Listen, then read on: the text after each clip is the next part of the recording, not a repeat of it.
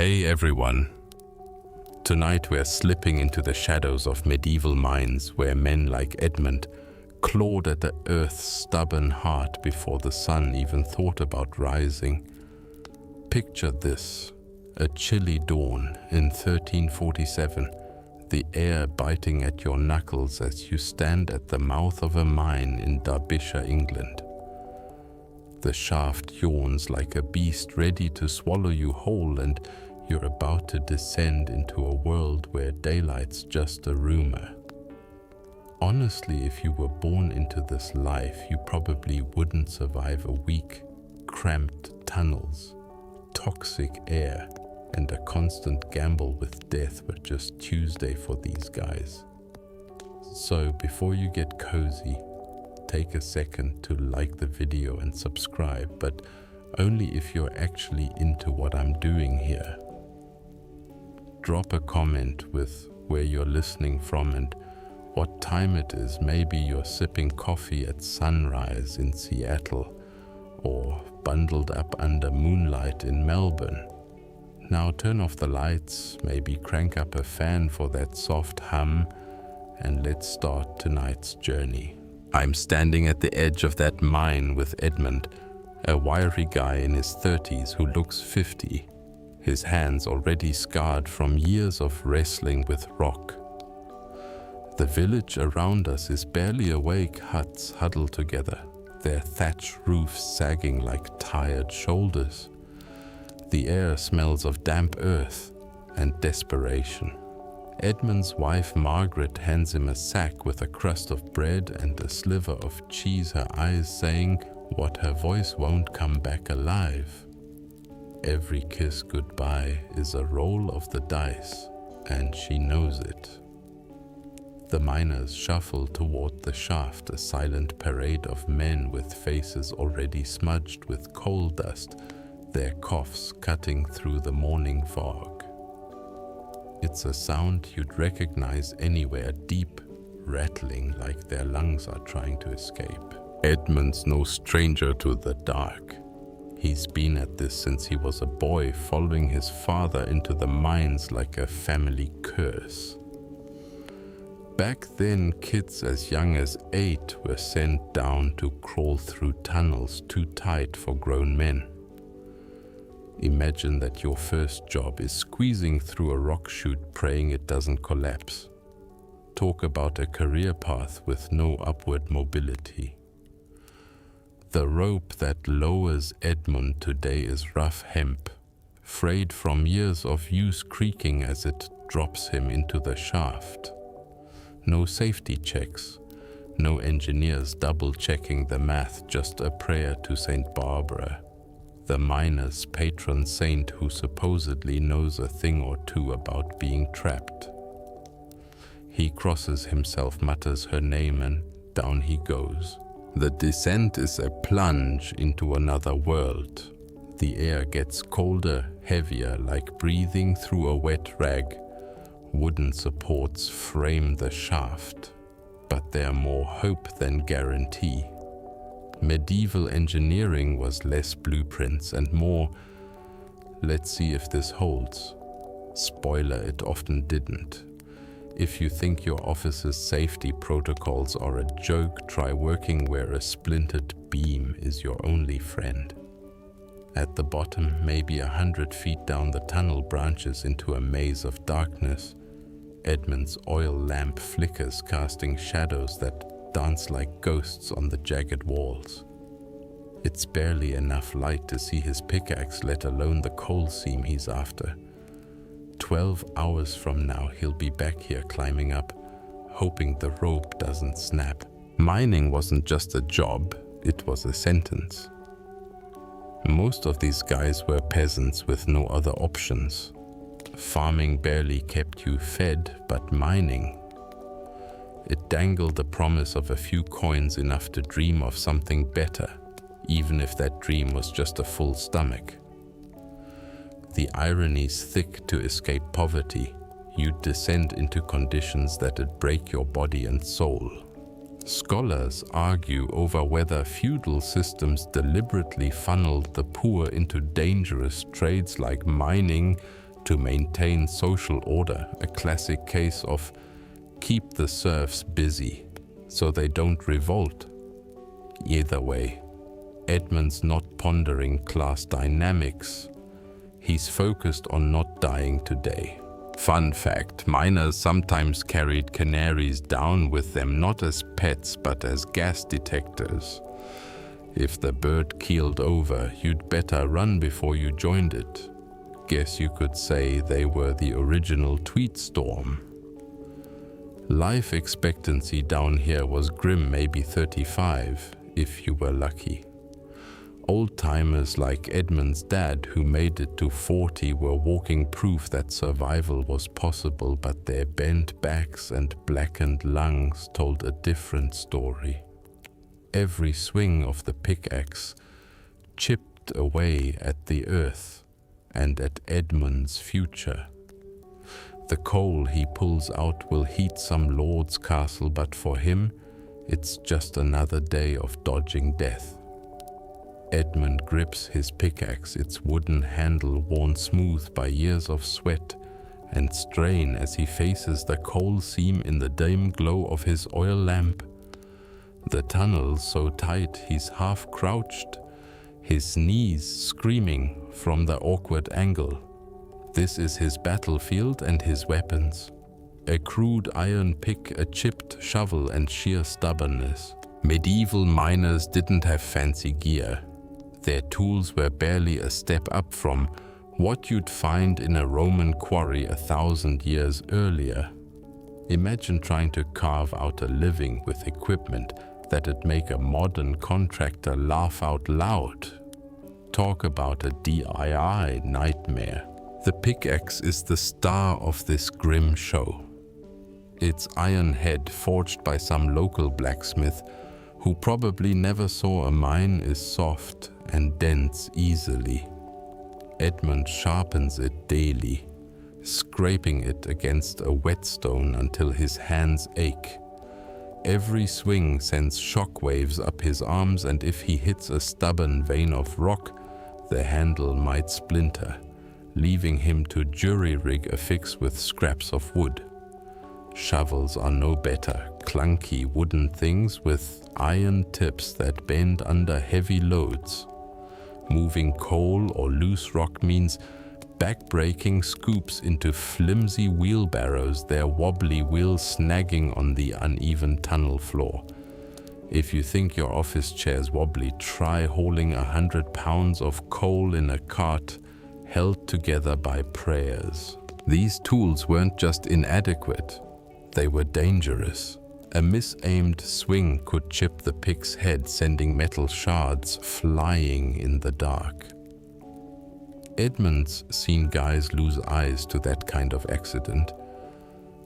Hammers and chisels used to pry at stubborn seams were just as bad slip, and you're smashing your own fingers. The miners made do because they had no choice. Buying tools was on them, and a broken pick meant lost wages until they could scrape together enough for a new one.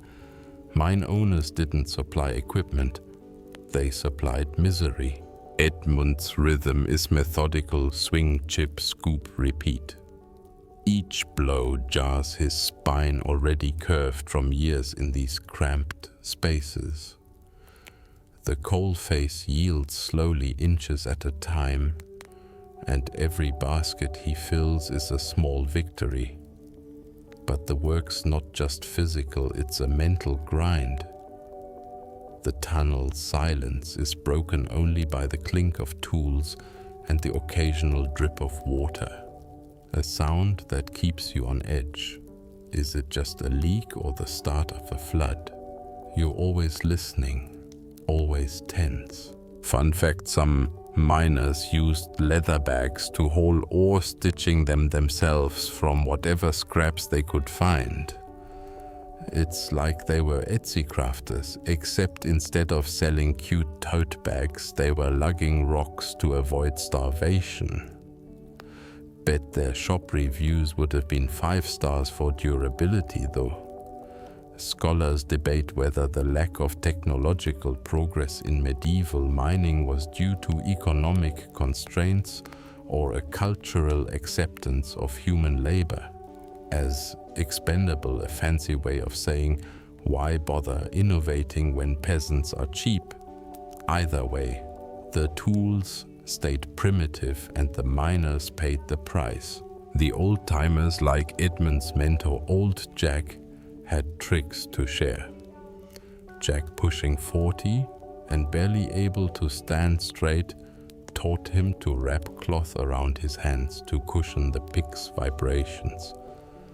It's a small thing, but it saves your joints from turning to mush.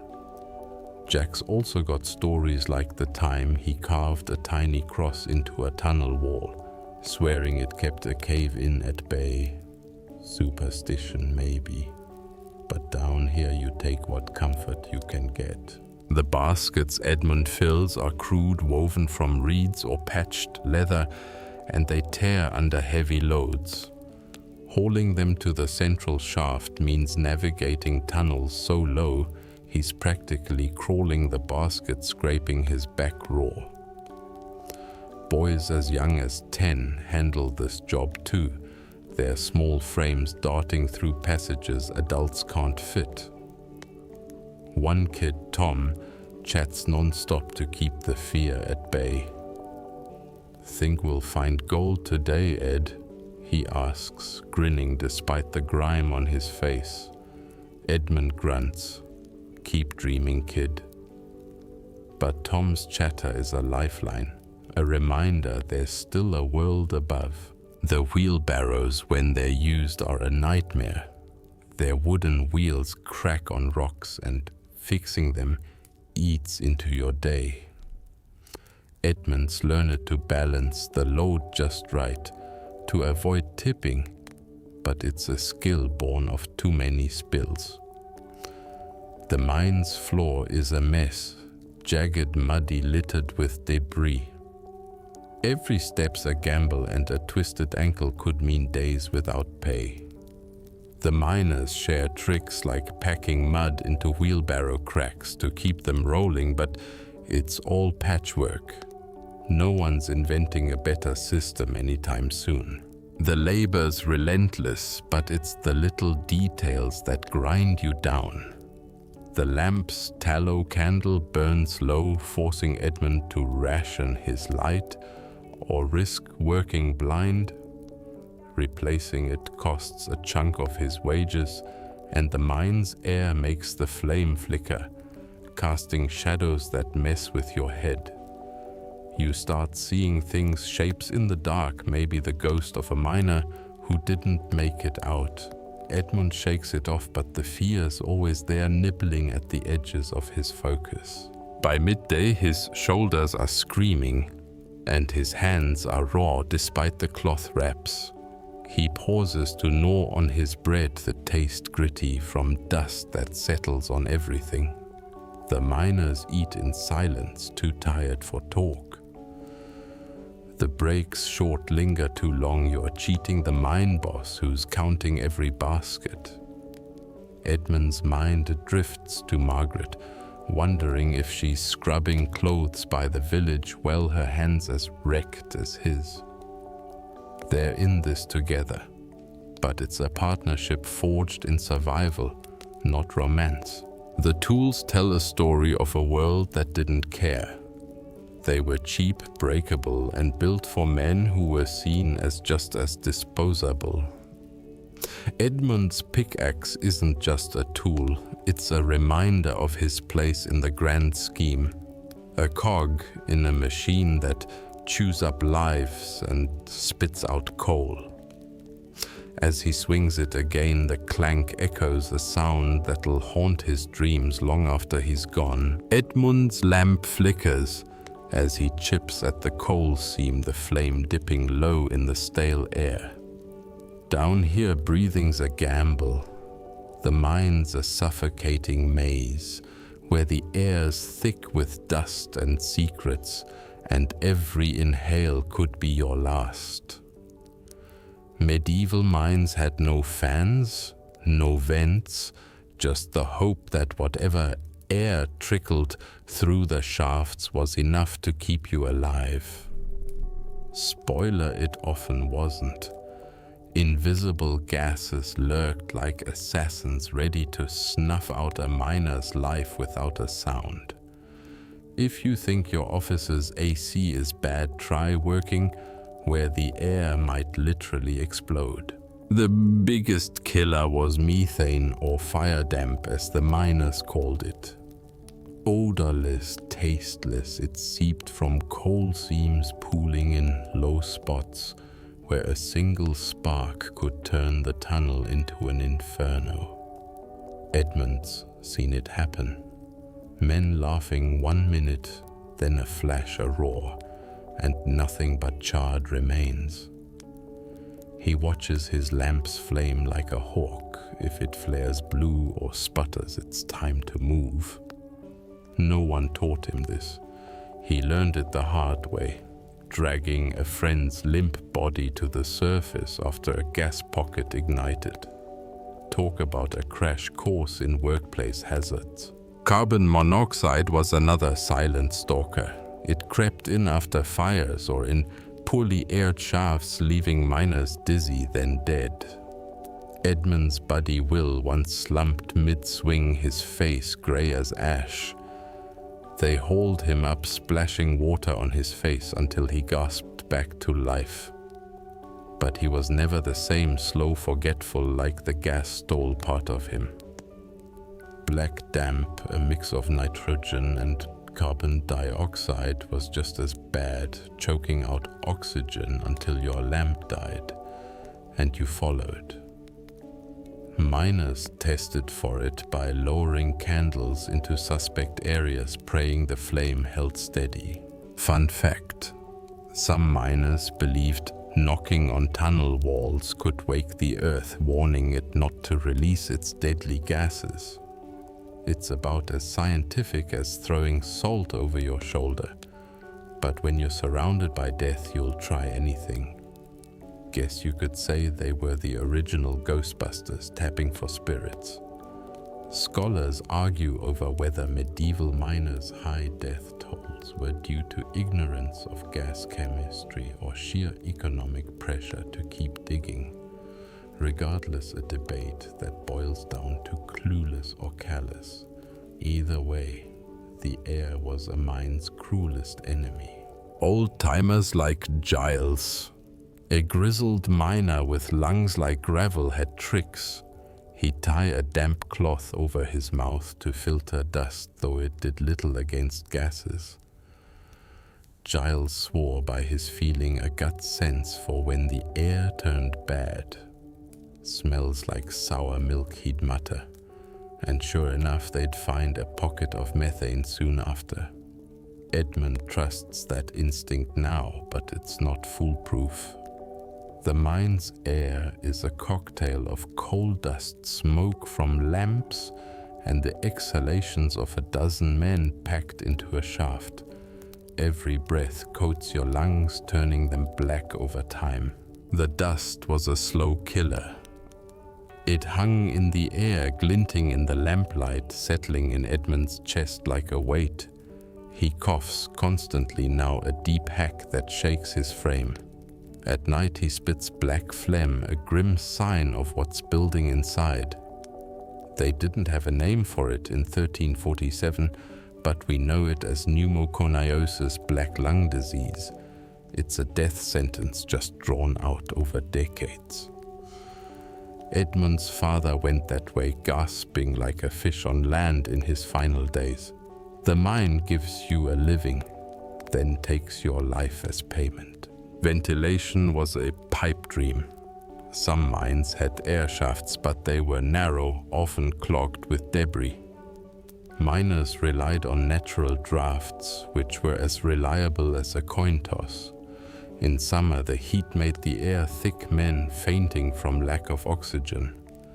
Winter brought its own hell-cold air above, clashed with warmer mine air, creating condensation that dripped endlessly, soaking clothes and chilling bones. Edmund's learned to work through it, but the damp seeps into his joints, leaving him stiff as a board by day's end. Kids like Tom, the chatterbox hall boy, suffered worst. Their small lungs couldn't handle the dust and they'd cough like old men by 12. Tom's got a rag tied over his face mimicking Giles, but it's more for show. Keeps me handsome, he jokes, grinning through the grime. Edmund ruffles his hair, hiding his worry.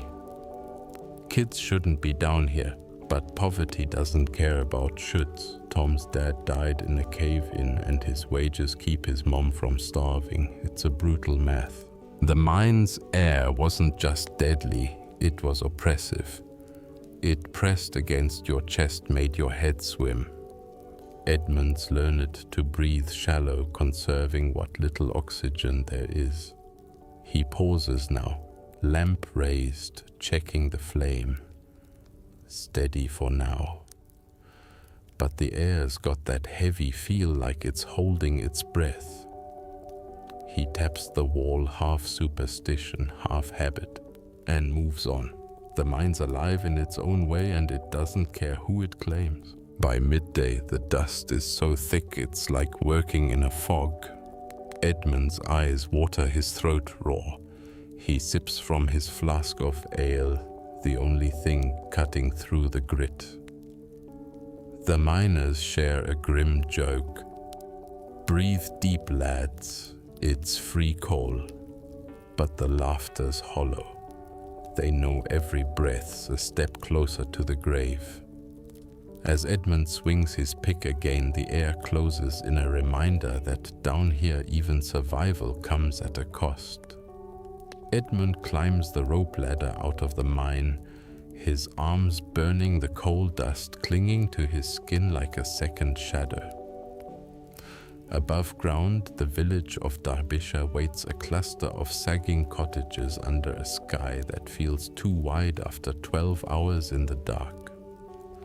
This is where his family lives, where Margaret and their 3 kids scrape by on his meager wages and her relentless grit.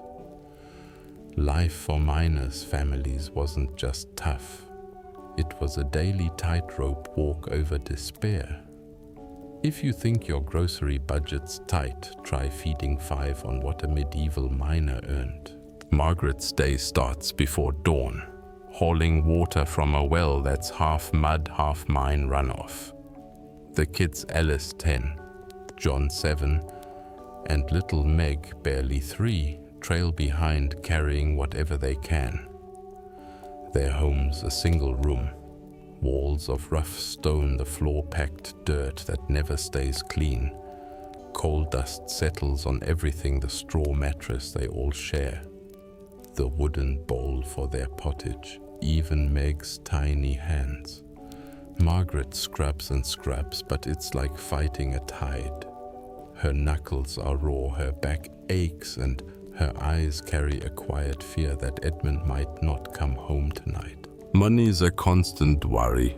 Edmund's paid in company tokens, not coin good, only at the mine store where prices are jacked up. A loaf of coarse bread costs half a day's wage. A candle for the cottage, another chunk. It's like shopping at the world's worst convenience store, except you're stuck there forever. They grow what they can in a scrappy garden, turnips, onions, but the soil's tainted from mine waste and the yield's pitiful. Meat's a rare treat, maybe a strip of bacon if the mine boss is feeling generous. Malnutrition's a fact of life. John's legs bow slightly, a hint of rickets from too little sun and too few nutrients. Fun fact, women in mining villages sometimes boiled nettles for soup, not because they were trendy foragers, but because they were free and filled bellies. Talk about making lemonade from life's weeds. Scholars debate whether the feudal system's reliance on mining families as a captive labor force was deliberate exploitation or just economic inertia. a fancy way of saying serfs got screwed either way. Margaret doesn't care about theories. She's too busy mending clothes worn thin, stitching patches over patches until there's nothing left to hold. Old-timers like Widow Bess, who lost her husband to a cave-in a decade back, offer hard-earned wisdom. Bess taught Margaret to soak laundry in ash water to cut through the grime, saving precious soap. She also warns the younger women, don't let the kids play near the slag heaps. The dust'll choke 'em slow. Bess's cough is as bad as any miner's proof the mine's poison doesn't stay underground. She takes in mending for a few pennies, her fingers gnarled but steady, a reminder that survival demands you keep moving. The kids grow up fast. Alice already sorts coal at the mine's surface, her small hands sifting through rocks for hours. It's safer than going below, but the dust gets in her lungs and her cough's starting to sound like Edmund's.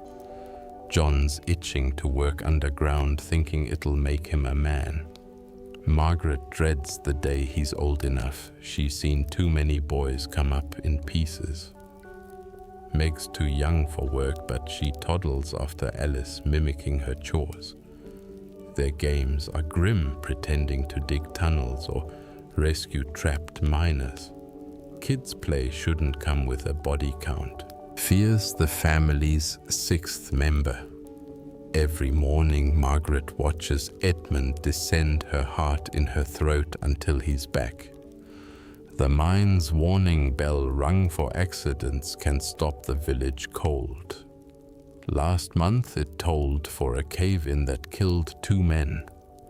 Margaret ran to the shaft, praying Edmund wasn't among them. He wasn't, but the widow's wails still echo in her dreams. She keeps a candle burning in the window, a superstition she clings to, hoping it guides him home. Edmund teases her about it.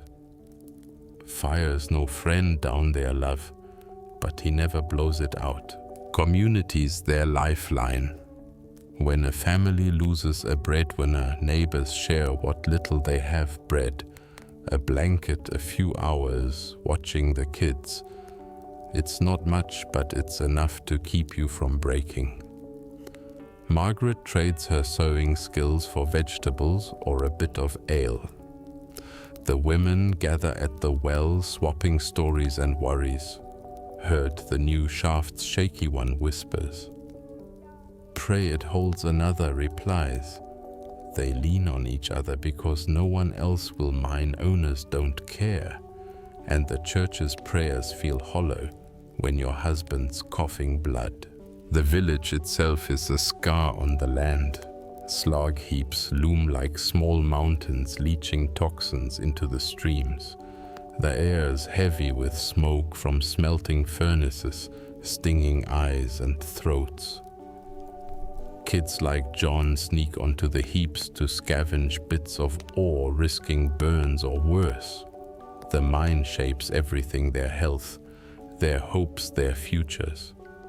Alice dreams of marrying a farmer, escaping the dust, but miners' daughters rarely leave. The village is a trap and the mine's its jaws. By night, the family huddles around a weak fire, eating pottage that's more water than barley. Edmund's too tired to talk, but he ruffles John's hair, a small gesture that says he's still here. Margaret watches him, noting the new lines on his face, the way his breath catches. She knows the mine's stealing him, bit by bit, but what can she do? They're bound to this life, their choices as narrow as the tunnels Edmund works.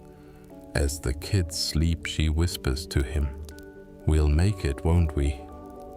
He nods, but his eyes say he's not sure. Edmund wakes to a coughing fit, his chest rattling like a broken bellows. He spits into a rag, the black phlegm, a grim greeting from the mine he left just hours ago. His body's a map of betrayal, scarred hands, a spine curved like a question mark, joints that creak with every move. Medieval mining didn't just test a man's strength, it dismantled him piece by piece until he was more dust than flesh. If you think your gym workout's brutal, try swinging a pickaxe for 12 hours in a tomb. The worst was the lungs. Coal dust settled deep, turning Edmund's breath into a labor of its own.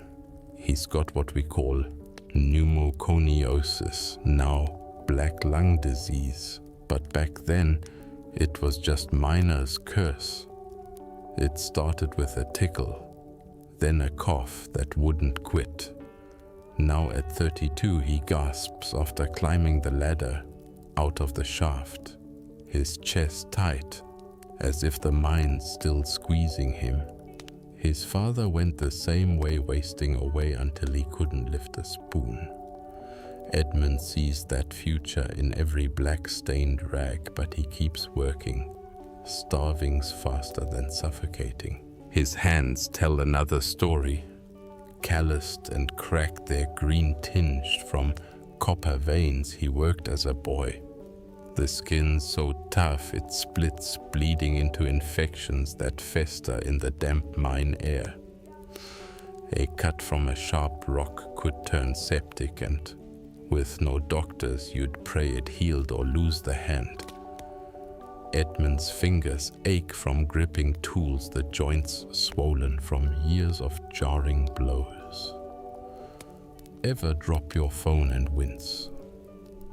Now imagine dropping a hammer on your thumb in the dark. His back's a wreck, permanently hunched from crawling through low tunnels. Miners worked bent double sometimes, lying on their sides to reach coal seams, their spines molding to the earth's cruel geometry. Edmund's gait marks him as a miner, slow, careful, like an old man's. His knees grind worn raw from kneeling on jagged floors. By day's end he can barely stand straight, and Margaret's gentle hands can't knead out the pain. He jokes, "I'm half rock now, love," but the laughter's thin. Fun fact, miners sometimes chewed willow bark for pain, not knowing it contained salicin, a precursor to aspirin. Basically, they were medieval Motrin fans, without the catchy jingle. Scholars argue whether the high incidence of occupational diseases in mining communities was due to environmental exposure or systemic neglect by feudal lords, a debate that's really just poisoned by dust or screwed by the system. Either way, Edmund's body is a testament to both. Old-timers like Hugh, a miner who hit 40 and still swings a pick, shared survival tips. Hugh wraps his knees with strips of cloth to cushion the crawl, a trick Edmund's adopted. Hugh's also got a grim wisdom. Don't fight the cough. Let it out or it'll choke you. His own hack sounds like gravel in a bucket, but he's still here, a walking lesson that you can endure if you call this enduring. Hugh's eyes red and watery from dust squint in the lamplight, seeing less each year. Blindness was common. The dark and debris stole sight slowly. Injuries were constant. A misaimed pick could gash your arm, and with no sterile bandages you'd wrap it in a dirty rag. And hope. Broken bones were worse. A fall in a shaft might snap a leg, and the village barber surgeon, if you could call him that, would set it with sticks and prayer. Edmund's seen men hobble back to work, bones healed, crooked, useless for anything but pain. Burns from lamp flames or smelting accidents left scars that never faded. One miner, Ned, lost half his face to a coal fire. He still works his kids too scared to look at him. The mental toll was quieter, but just as brutal. Edmund's dreams are of tunnels closing in, of air running out. He wakes gasping, Margaret's hand on his shoulder. The constant fear cave-ins, gas floods, wears you down like water on stone. Some miners went mad, muttering about spirits in the rock. Others drank themselves numb ale, burning through wages faster than fire through timber. If you think your job's stressful, try working where every day's a coin flip with death. Kids bore the marks early. Tom the hall boy already coughs like a veteran, his skinny frame shaking with each hack. He's 12 but looks 8, stunted by dust and hunger. Edmund tries to shield him, sending him to the surface when the air's bad. But it's a losing fight. Tom's hands are raw, his nails split from dragging baskets. He still grins, joking. I'll be rich when I find a gold vein. Edmund forces a smile, knowing gold's a fairy tale, and Tom's lungs are already turning black. The mine reshaped you inside and out. Edmund's hearings dulled, a constant ring from the clang of picks and rare explosions. His eyes strain in the dim light, headaches throbbing behind them. Even his skin's changed rough and grey, as if the coal's claiming him. Margaret notices her fingers tracing new scars, but she says nothing. They both know the mine's a thief, stealing health years' hope. As Edmund heads back to the shaft, his body protests, but he swings his pick anyway. It's all he's got. Edmund's pick strikes the coal seam, sending a tremor through the tunnel. The earth groans back, a low rumble that freezes his blood. Down here the ground's not just rock, it's alive, and it's got a mean streak. Cave-ins, floods, and sudden collapses were the mine's way of reminding miners who was boss. Every shift was a dance with disaster, and one wrong step could bury you forever. If you think your commute's a nightmare, try working where the ceiling might eat you. Cave-ins were the miners' worst fear. The wooden supports, hacked from whatever trees were cheapest, often rotted in the damp or snapped under tons of rock. Edmund's seen beams splinter without warning, dropping boulders that crushed men mid-sentence. Last spring, a collapse trapped 3 miners in a side shaft. For 2 days, Edmund and the others dug, hearing faint taps from the trapped men grow weaker. By the time they broke through, only silence remained. The memory haunts him, especially when he hears the timbers creak. It's like the earth's playing Russian roulette and you're the bullet. Floods were just as deadly. Groundwater seeped through cracks, turning tunnels into icy rivers. Heavy rains could overwhelm the mine's crude drainage, hand-dug ditches and buckets hauled by rope. Edmund remembers a winter deluge that flooded the lower shafts in hours. Men scrambled up ladders, but 2 didn't make it. Their bodies found days later bloated and wedged in a tunnel. He wades through ankle-deep water, now his boots-soaked feet numb. The cold gnaws at his bones, and infections from wet sores are common. No one's got dry socks down here. Sudden gas explosions added to the terror. Methane pockets hidden in coal seams could ignite from a lamp's flame or a stray spark. Edmund's seen men burned alive, their screams echoing as fire raced through the shaft. He keeps his lamp high, checking for the blue halo that signals danger. But it's a flimsy defense. Ever burn your toast and panic? Now imagine your workplace turning into a fireball. The mine's a powder keg and every day's a match strike. Fun fact, Miners sometimes blamed cave-ins on knockers, mythical creatures said to tap on walls before disaster struck. They'd leave offerings, bits of bread to appease them. Talk about Yelp reviews for underground gremlins. Scholars argue whether high accident rates were due to primitive engineering or profit-driven negligence by mine owners.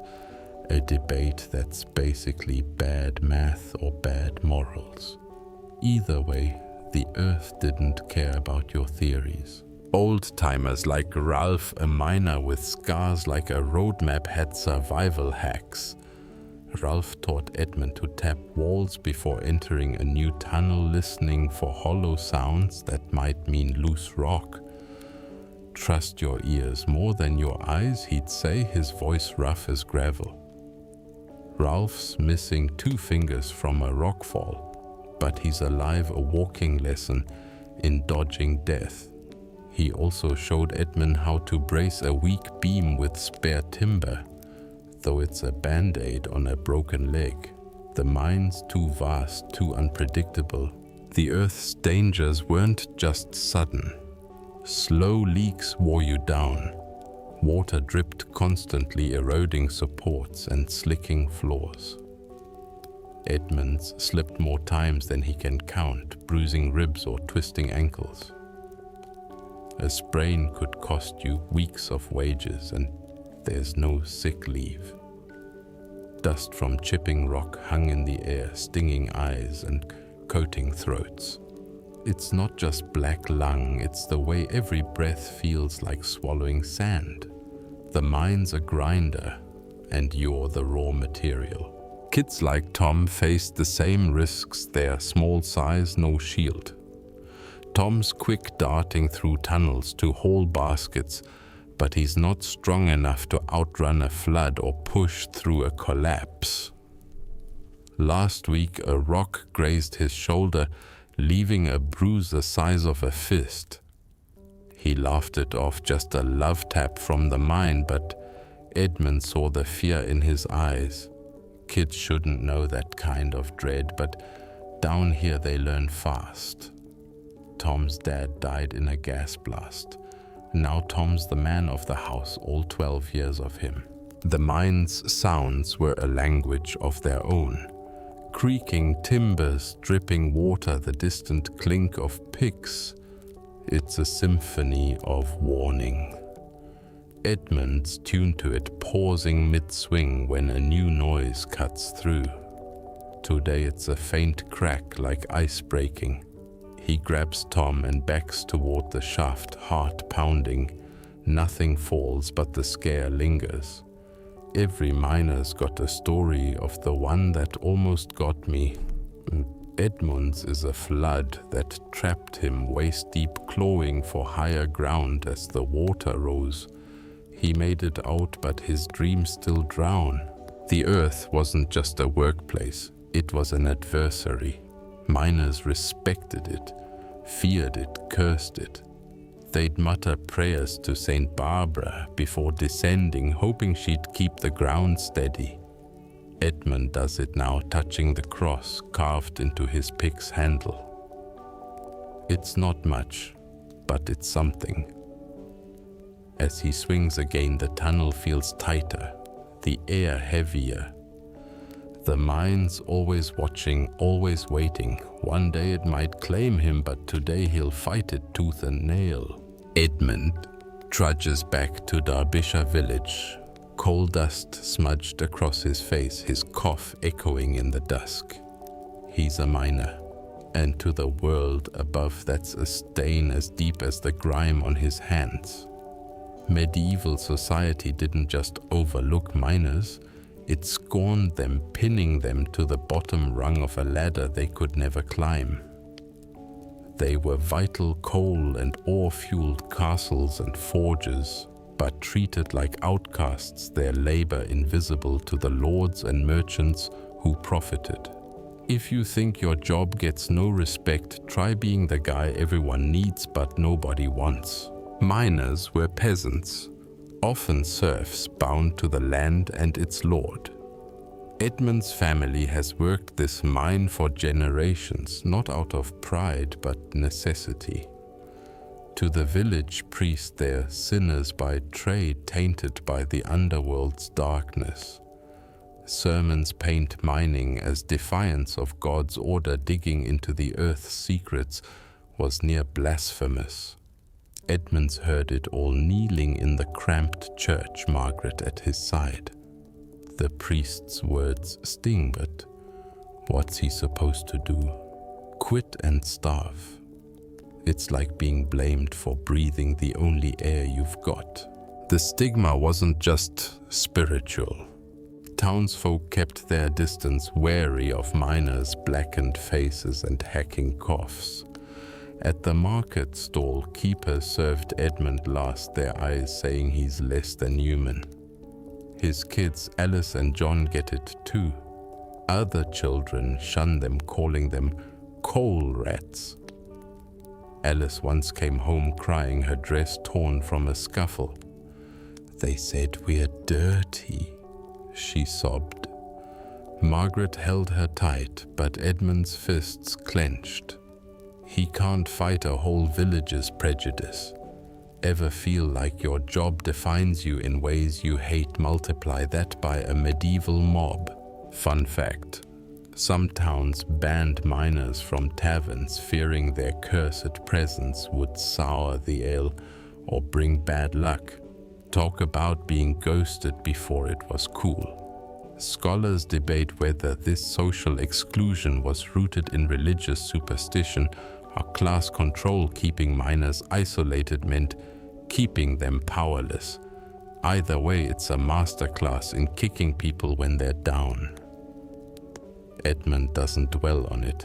He's too tired, but the cold shoulders weigh heavier than any basket of coal. Old-timers like Maud, a widow who sorts coal topside, know the score. She's got a sharp tongue, snapping at market gossips who sneer at her grimy hands. "Your lord's warm hearth, that's my sweat," she told one once, loud enough for the crowd to hush. Maud's taught Margaret to hold her head high, to barter hard and ignore the whispers. "They need us more than we need their smiles," she says. It's half true, but it helps. Maud's also got stories of miners shunned as devil's men in other villages, driven out by mobs. Derbyshire not that bad, but it's close. Miners stuck together, their bond forged in shared misery. In the village, their cottages cluster at the edge near the slag heaps, as if the town wants them out of sight. They share ale-mend tools, watch each other's kids. When a miner dies, the families rally, bread, a blanket, a few coins if they can spare it. Edmund helped bury a mate last year, digging the grave himself when the churchyard sexton refused. Community's what keeps you human when the world says you're not. The lords and mine owners leaned into the scorn. They paid in tokens, not coin, trapping miners in debt to company stores. Edmund's wages barely cover bread and tools, let alone rent for their patch of land. The Lord's steward, a weasel named Godwin, sneers when collecting dues, calling miners grubbers in the dirt. Edmund bites his tongue. A sharp word could cost his family their home. The system's rigged work till you drop and you're still a nobody. Ever feel like your boss sees you as a cog? Now imagine they own your house too. Kids like Tom carry the stigma young. He's proud of his whole boy job, but at church he's shoved to the back, his cough-drawing glares. "They think I'm sick," he told Edmund once, eyes down. "You're tougher than them," Edmund replied, "but it's a weak fix." Tom's learning early what Edmund's known for years. Miners are the backbone of the world, but the world spits on their boots.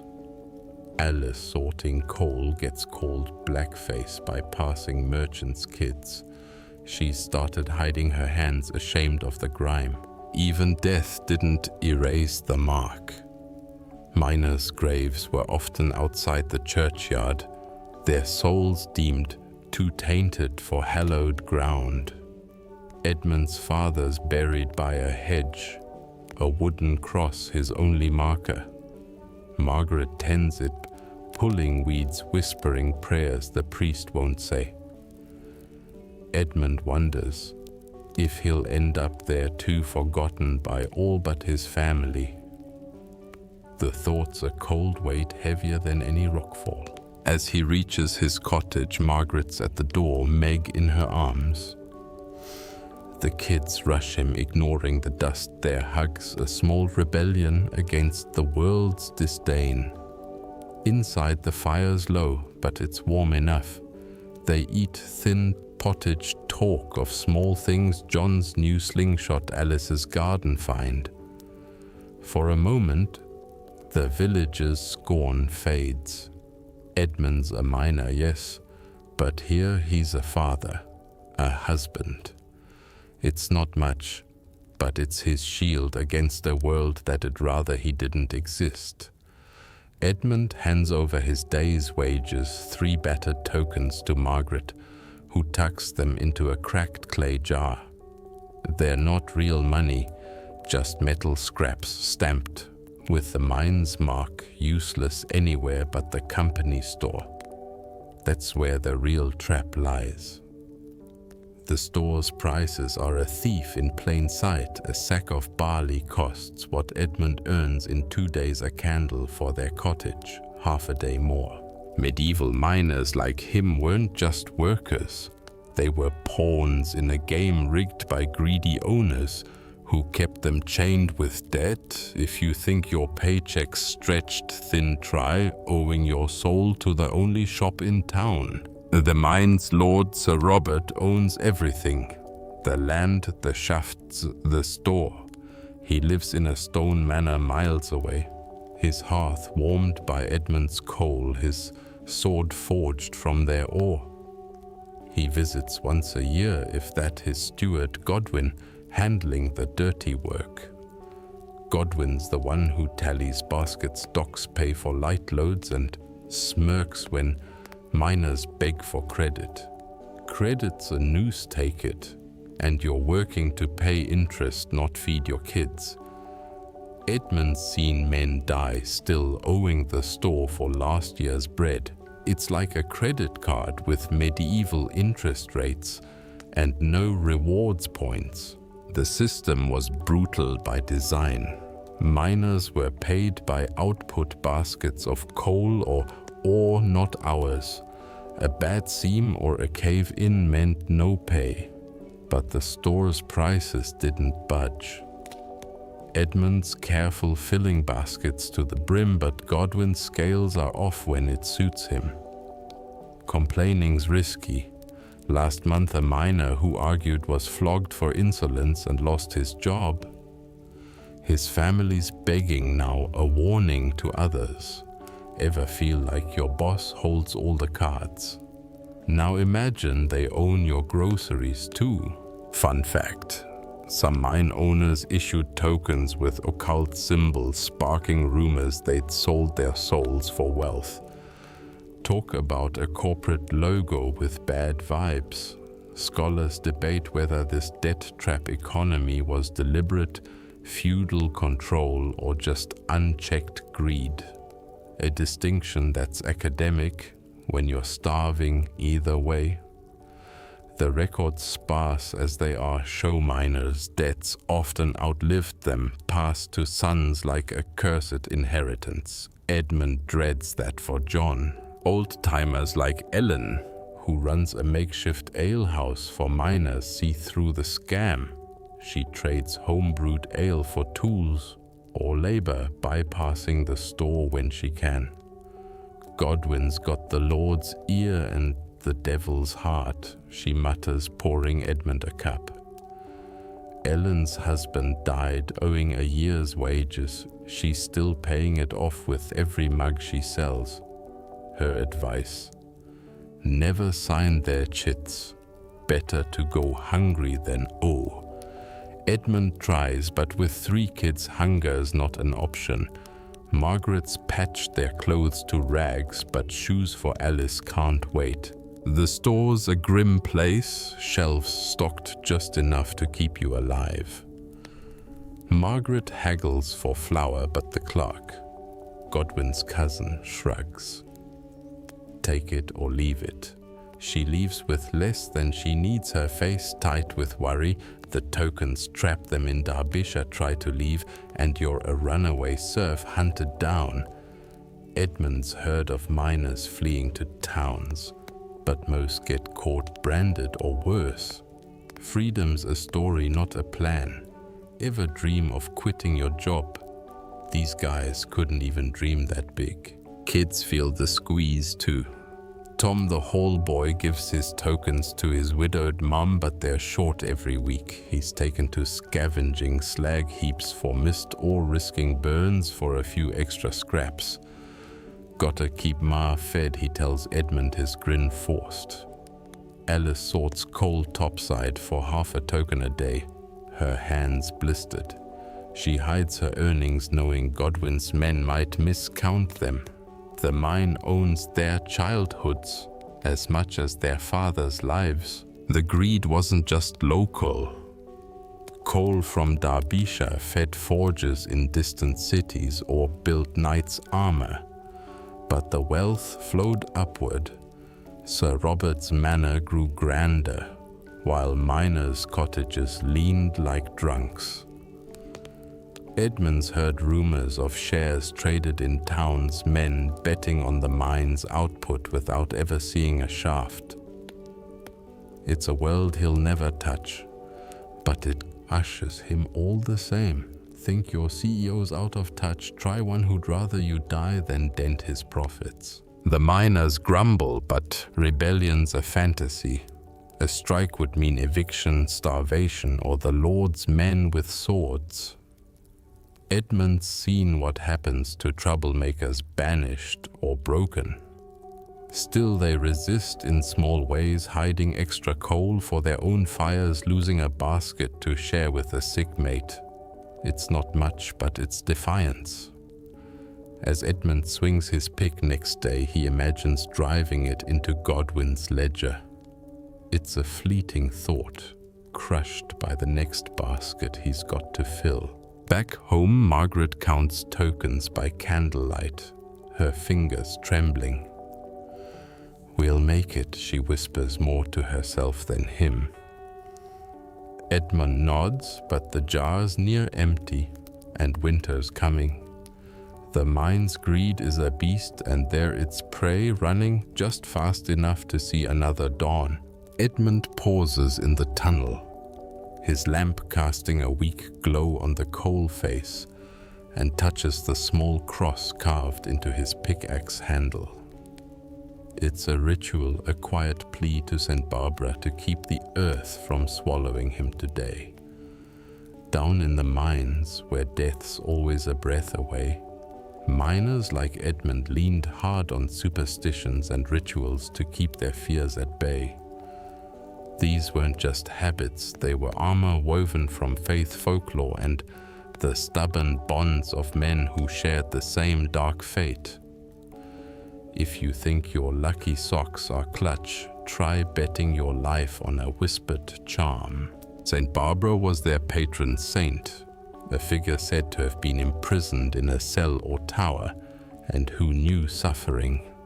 Miners prayed to her before descending, believing she could calm the mine's temper. Edmund mutters her name now, a reflex as natural as swinging his pick. Some carve her image into tunnel walls, crude lopsided figures, scratched with a chisel. Last year, when a shaft held after a tremor, the men credited a shrine they'd left her a pile of stones with a candle stub. Talk about a 5-star review for divine intervention. Superstitions ran deep. Miners believed whistling underground angered the earth's spirits, inviting collapse. Edmund's mate Will got cuffed by an old-timer for trying it as a boy. "You wake the knockers," the man growled. Knockers, the miner's name for mischievous sprites, were blamed for strange taps before cave-ins, or thanked for warning ones if you listened close. Edmund leaves bits of bread at tunnel forks, a nod to these unseen watchers. It's silly maybe, but when you're surrounded by rock, you don't take chances. Ever knock on wood? These guys bribed ghosts with crumbs. Fun fact, some miners swore by mine cats' strays they fed to keep rats away, and they hoped appeased the spirits. A cat bolting from a shaft was a sign to follow fast. Think of it as medieval Usha with whiskers. Scholars argue whether these rituals were coping mechanisms or a form of proto-union solidarity, binding men through shared belief. A debate that's like asking if a lifeboat's for floating or morale. Either way, they gave miners something to cling to when the world offered nothing else. Old-timers like Dickon, a miner with a limp from a rockfall, were the keepers of lore. Dickon taught Edmund to tap a new tunnel 3 times before entering to ask the Earth's permission. He also swears by a charm, dried hare's foot, tied with twine tucked in his belt. Kept me breathing 30 years, he claims, though. His cough says otherwise. Dickens' tales of knockers saving lost miners, or spirits luring greedy ones to doom, are half believed, but they're told with a wink. The stories bind the men a thread of hope in the dark. Community was their real strength. Miners worked in tight crews, watching each other's backs. If a man like Edmund felt the air turned sour, he'd shout, and they'd all scramble for the shaft. They shared tools, food, even air-breathing shallow to stretch a lamp's flame. After a near miss, they'd gather topside, passing a flask of ale, laughing louder than the scare warranted. It's how they shook off death's shadow. Ever high-five after a close call? These guys toasted survival with muddy hands. Kids picked up the rituals too.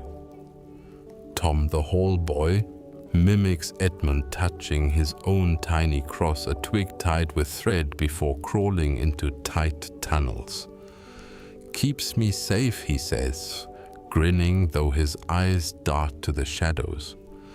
Tom's heard Dickens' stories and now leaves pebbles at tunnel mouths for the knockers. It's a game, but it's not. He's learning the mine's rules, where faith's as vital as a sharp pick. Alice sorting coal above hums a tune the women sing, set to calm restless spirits. It's a lullaby with teeth. The men had their own codes. Never turn your back on a new seam, it's rude to the earth. Never curse a tunnel. It might curse you back. When a miner died, they'd leave his last basket untouched, a mark of respect. Edmund helped carry a mate's body out last winter, the crew silent as they placed his shovel by the grave.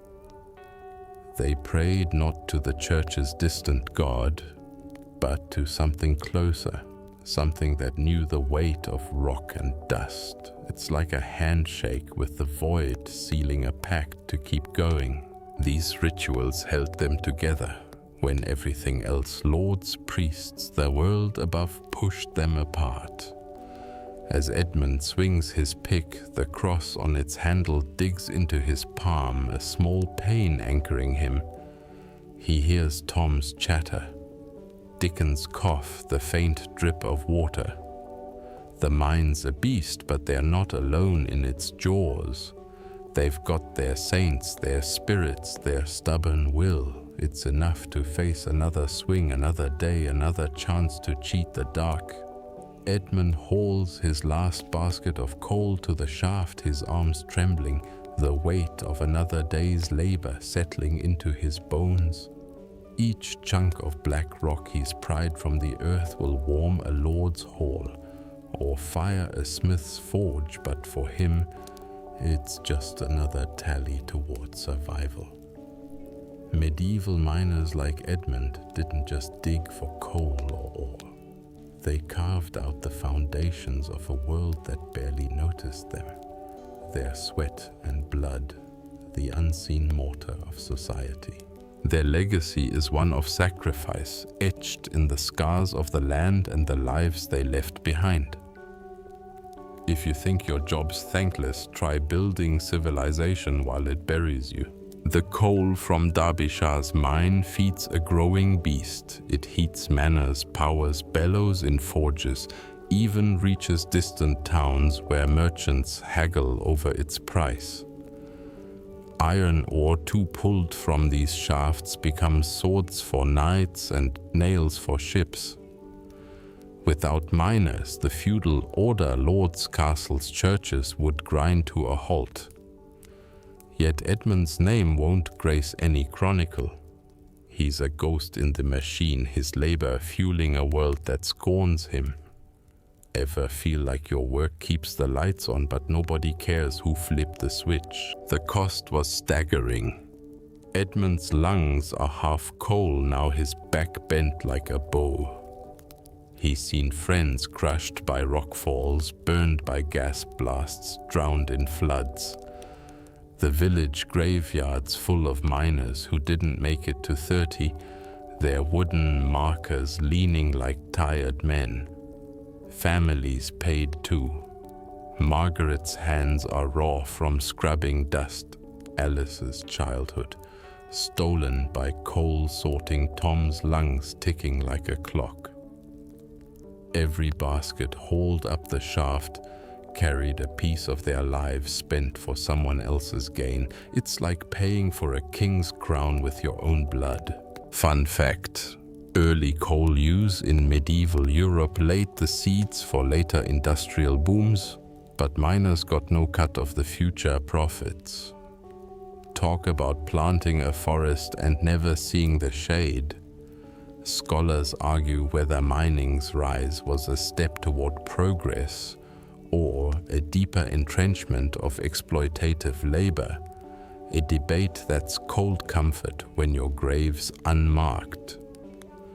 The economic ripple of mines like Derbyshire's undeniable, but the human toll was buried under the slag heaps.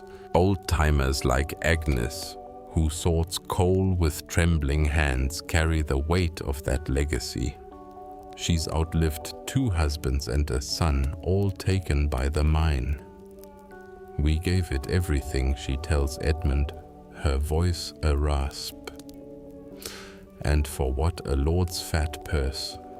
Yet she shows up teaching Alice to spot good ore, passing on tricks to keep the dust from choking.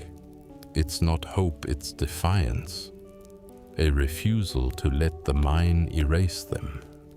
Agnes's stories of strikes that failed, of miners who dreamed of fair pay, keep their struggle alive even if whispered. The land bears their mark too. Derbyshire's hills are pocked with shafts, some abandoned, some still bleeding water and dust. Slag heaps loom poisoning streams where kids once played. The village itself is a monument to their toil, every cottage roof, every plowshare paid for with coal and sweat. Edmund's work shapes the world above, though he'll never see the cathedrals or ships his ore helps build. His legacy's in the things he'll never touch, the lives he'll never know. Ever wonder what your work's really building? These guys never got to ask. Community was their quiet rebellion. Miners shared what little they had, tools bred strength. When a cave-in trapped a man, they dug till their hands bled not for pay but for brotherhood. Edmunds carried mates out alive and dead, knowing they'd do the same. Their rituals, prayers to St. Barbara, offerings to knockers were a language of survival, binding them against a world that discarded them.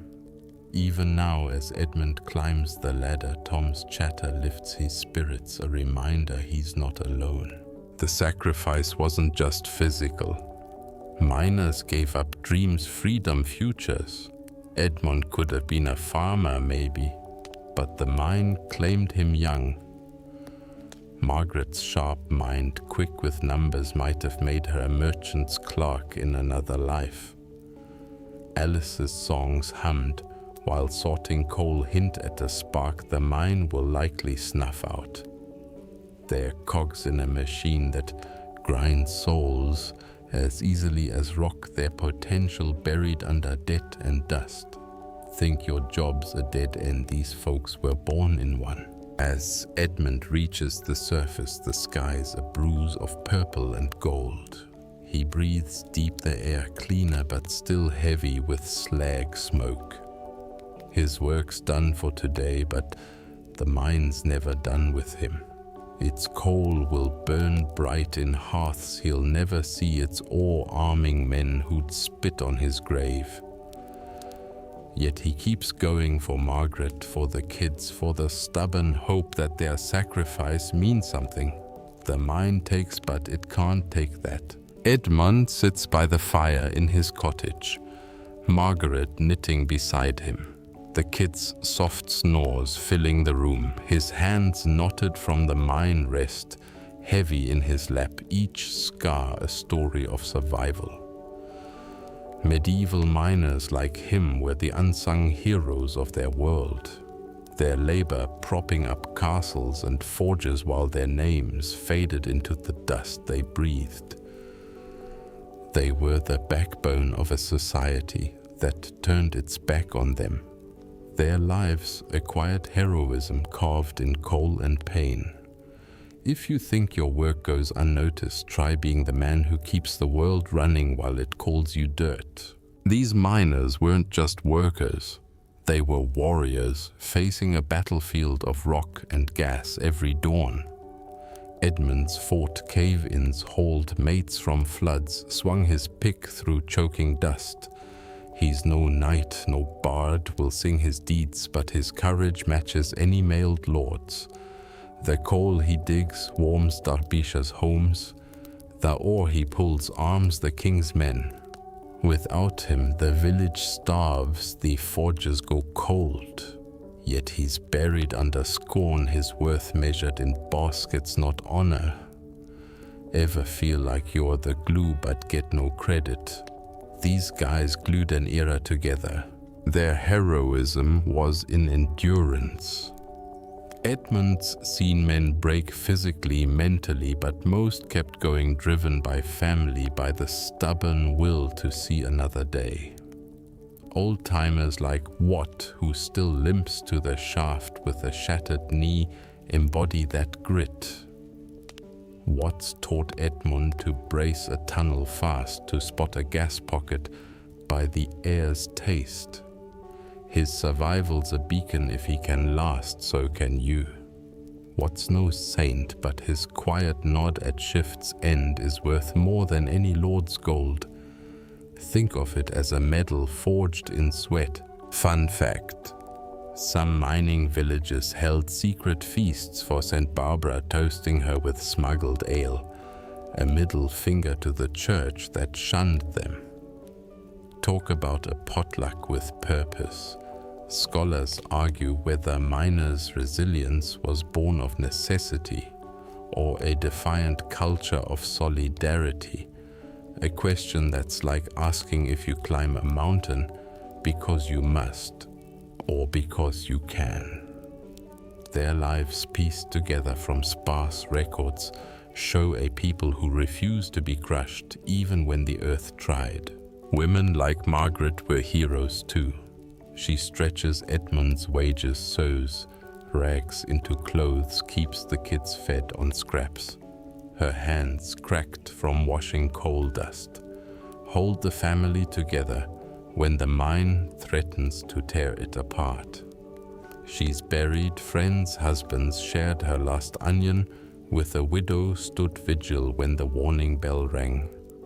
Her strength's not in a pickaxe, but in the will to face another dawn, knowing Edmund might not come home.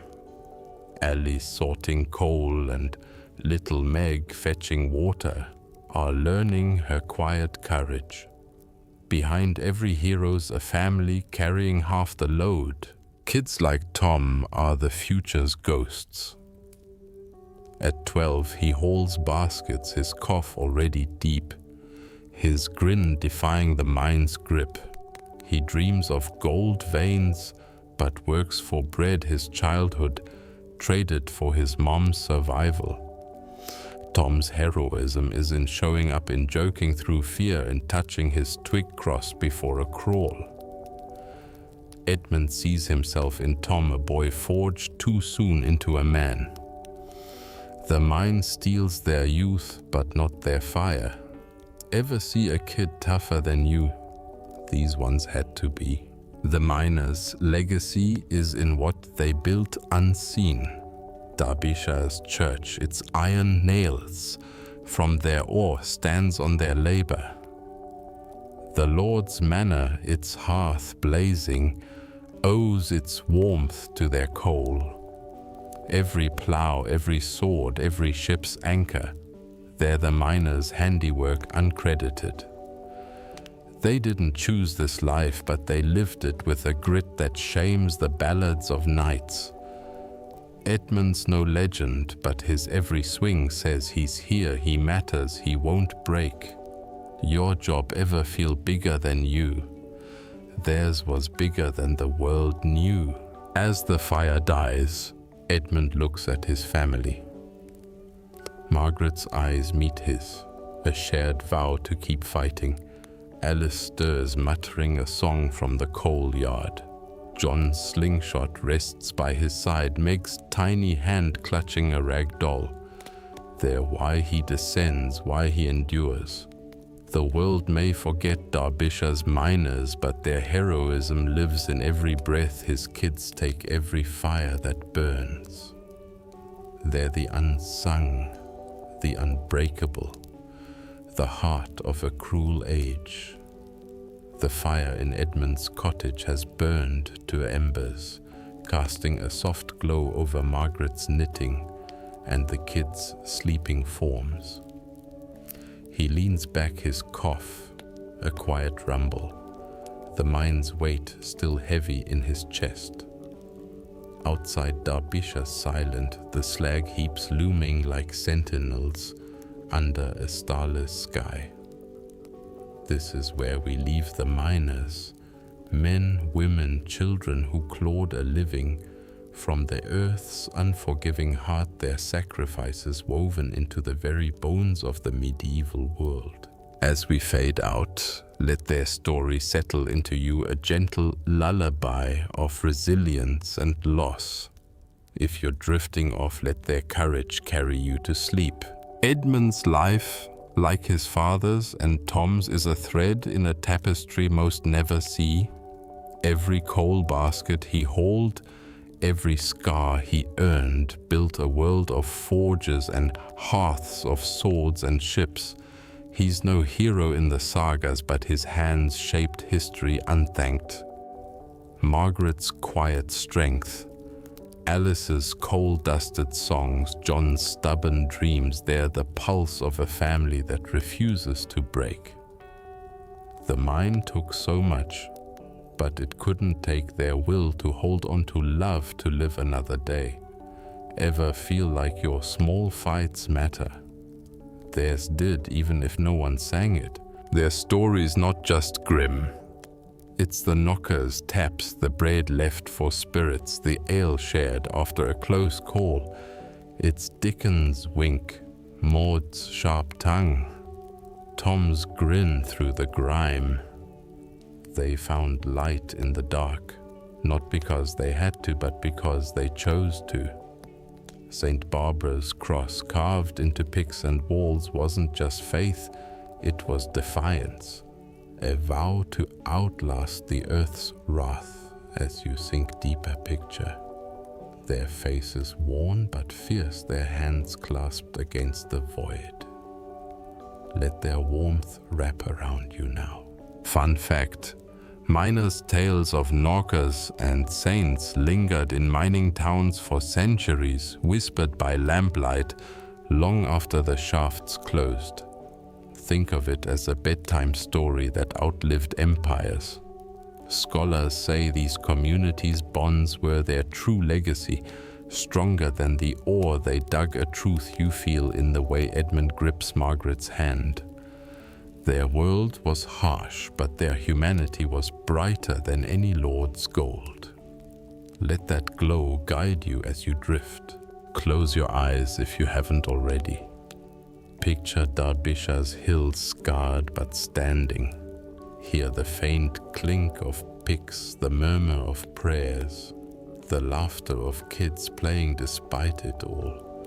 These are the forgotten, the heroes who carried a world on their broken backs. They're with you now, their story, a soft hum like the fan you might have left on, or the rustle of your sheets.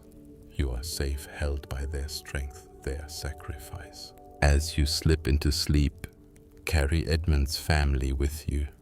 See Margaret's steady gaze, Alice's quiet song, Tom's brave chatter. They're not gone. They're in the earth's pulse, the fire's crackle, the air you breathe. Their lives built yours, their courage a bridge across centuries. Let go now. Let the mind's dark fade. Let their light linger. Sleep well, knowing they endured so you could rest.